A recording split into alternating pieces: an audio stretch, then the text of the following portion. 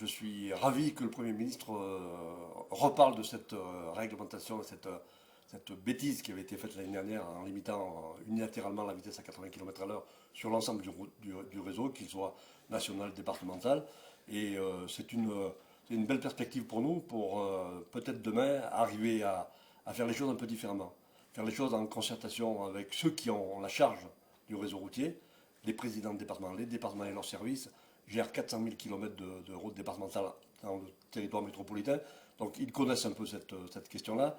Ils ont des services compétents, ils ont une analyse, une expertise, une ancienneté. Bref, ils sont les mieux placés pour décider de ce que l'on doit faire en termes de vitesse sur le réseau.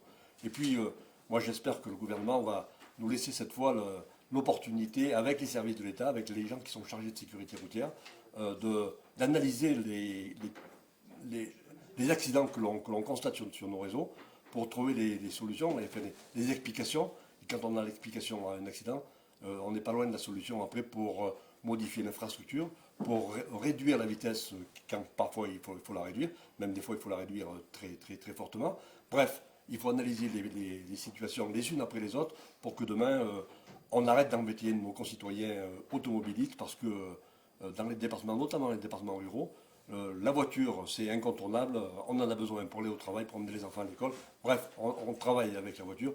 Et il ne faut pas que ce que l'on décide comme ça rapidement devienne une charge, une contrainte supplémentaire pour nos concitoyens. On a l'impression que c'était effectivement un peu une décision qui était prise à Paris par des gens qui n'utilisent pas forcément leur voiture. On avait un petit peu ce sentiment justement en zone rurale comme ici. Et bien sûr, et puis moi je l'avais dit quand le président Macron nous avait réunis au mois de février à l'Élysée, dans le cadre du grand débat. Je lui ai dit aujourd'hui, si vous avez réuni à l'Élysée, il y a deux choses. La première, c'est parce qu'il y a eu cette hausse des carburants qui était mal comprise. Et puis les gilets jaunes autour des ronds-points, c'est pas à cause des ronds-points qui sont venus là, c'est à cause de la limitation que vous avez unilatéralement décidée à 80 km/h, qui, nous, on constate tous les jours.